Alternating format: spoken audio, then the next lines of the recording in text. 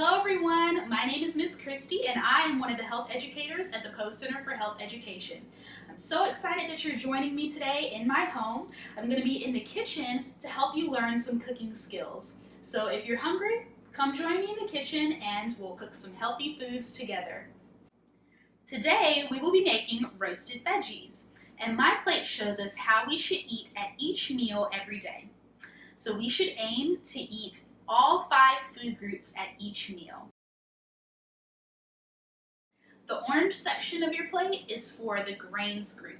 The grains food group provides energy in the form of carbohydrates. So when you're cooking, you want to aim to use whole grains as much as possible, like whole grain bread, instead of refined grains like white breads. The purple section of your plate is for the protein food group.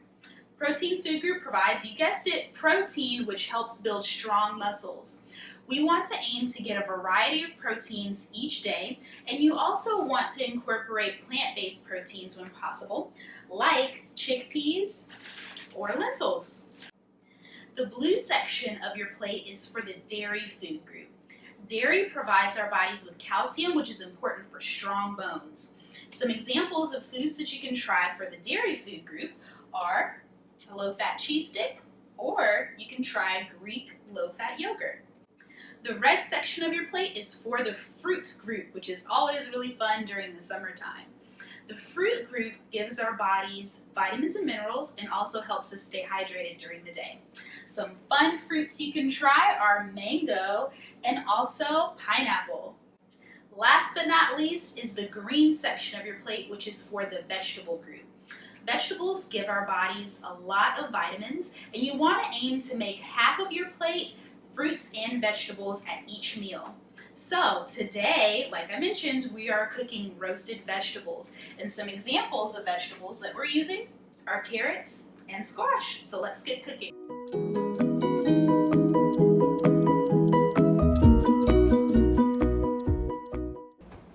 Germs can easily spread from people to food or from one food to another. So it's very important that you wash your hands before you start cooking, in between kitchen tasks, and then before you start eating. This is the best way to prevent the spread of germs. So before I get started cooking, I'm going to go ahead and wash my hands. I'm going to make sure that you turn on the water, rinse your hands off really well, and then get your soap and lather every area of your hands and your wrist before you rinse the soap off.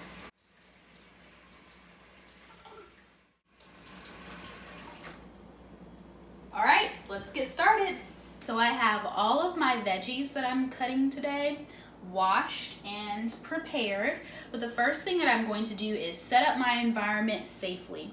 So I have my cutting board here and have a very, very sharp knife. First thing that I'm going to do is take a damp paper towel and I'm going to put it under my cutting board, and this prevents my cutting board from moving. I'm left-handed, so this is going to be my dominant hand. This is very important when you're cutting. I'm going to grab the bottom of the knife with the palm of my hand, and then my index finger and thumb are going to go right at the base of the blade. So each hand has a function, has a job. So the hand that you don't write with, for me it's my right hand, this is going to be my helping hand. This hand is going to be held in a bare claw. The first vegetable that I'm going to cut is going to be the bell peppers. I think I'll use the yellow bell pepper first. So what I'm going to do is make sure that my helping hand is ready. I'm going to grab my knife, and as I hold my fingers on the pepper, I'm making sure that my fingertips are not pointing out like this. I want them to be turned inward in that bear claw method so that I'm not chopping off the tips of my fingers. What I'm going to do is cut off the tip of this bell pepper, top of it, and turn around and cut the bottom part off of the bell pepper. And according to the recipe, we are going to be cutting the bell peppers into 1-inch pieces.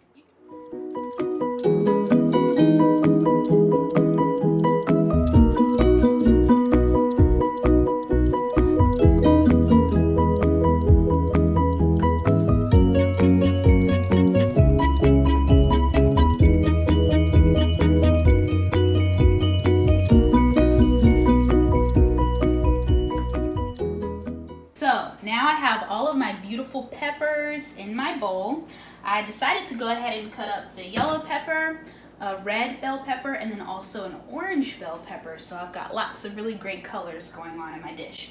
So the next thing that I'm going to do is cut the zucchini.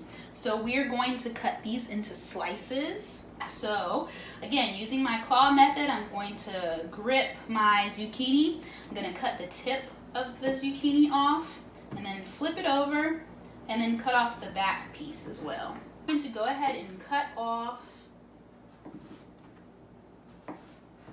some slices of the zucchini. I'm doing about a ½ inch. I don't want them very thick. And if you wanted to cut your zucchini in half and then slice them, you could do that as well.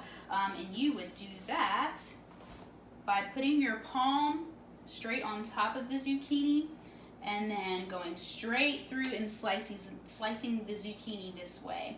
If you have a sharp enough knife, it'll work for you very easily, but you just want to make sure that your fingertips are again out of the way. But I'm just going to slice mine regularly.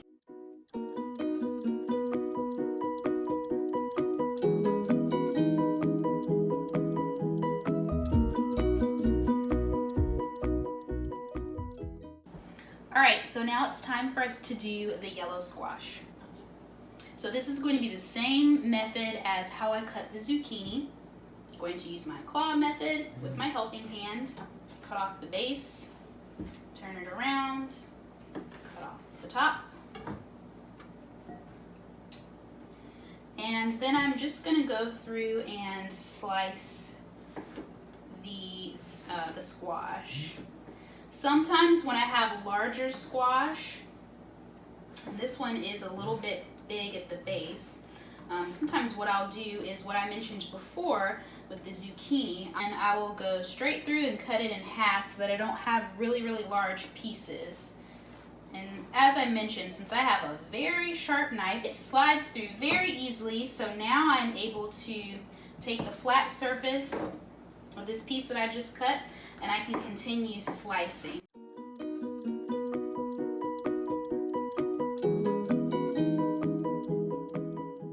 So it's time for us to do the carrot now. And the one utensil that I'll need is a vegetable peeler.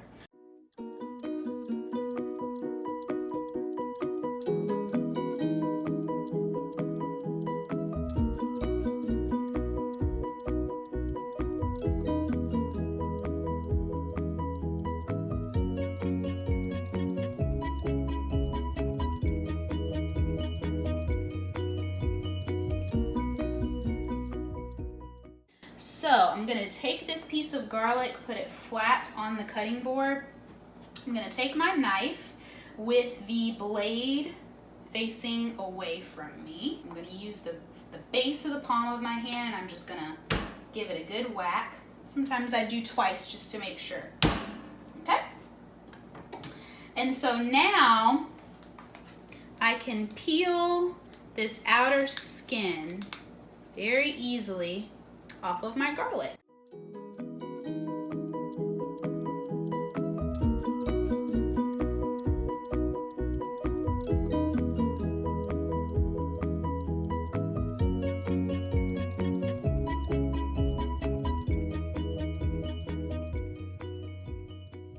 If cutting onions is difficult for you, so you can use lemon juice. And what I'm going to do is just squirt a little bit of this onto the cutting board.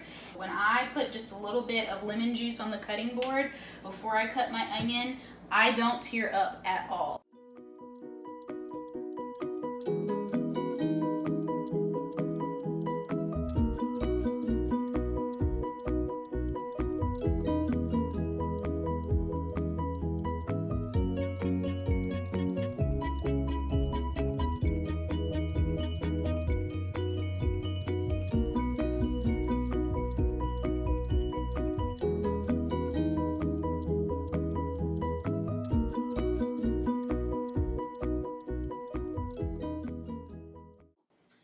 And now I'm going to take my cooking spray. Just going to spray the pan just to make sure that my vegetables don't stick. So now I'm going to take the olive oil. Recipe calls for 1 tablespoon. Then we're going to add 1 tablespoon of the balsamic vinegar, but you can add more to taste. And I really like balsamic vinegar on roasted veggies, so I'm going to add just a little bit more. Next, we're going to add a teaspoon of salt. I'm going to go ahead and toss in my garlic. You can do what I'm doing and mix with your hands, but using tongs or mixing spoons work really well also. So I have all of my ingredients mixed really well, and now I'm going to pour it onto the baking dish. And you want a nice even spread. The last thing that I'm going to do is take some fresh rosemary. It smells amazing. So our pan of veggies is done. Doesn't it look great? So this is going to go into the oven. I have preheated it at 450, and it's going to cook for 30 to 40 minutes. You're only going to stir the vegetables once. And you'll know that your veggies are done when they start to get a little brown and crispy on the edges. So I'm going to put this in, and I will see you back with the finished product. So I just took the roasted veggies out of the oven, and I'll let you take a look. I am having some grilled chicken tonight, and I'm going to put that with my roasted veggies. But just know that this is a really versatile dish. So you can make this as a side dish. You can put it on top of pasta if you want to. You can have it with fish, cook it with eggs. You can have it with quinoa or brown rice as a kind of like a rice bowl. There are so many different options for the roasted veggies, and I really hope that you have fun with your families figuring out a great way to prepare this dish. So, bon appetit! The Poe Center has more resources available online, including health lessons and also online exhibits. So visit pohealth.org for more information. I hope you all stay healthy, have fun, and we hope to cook with you really soon.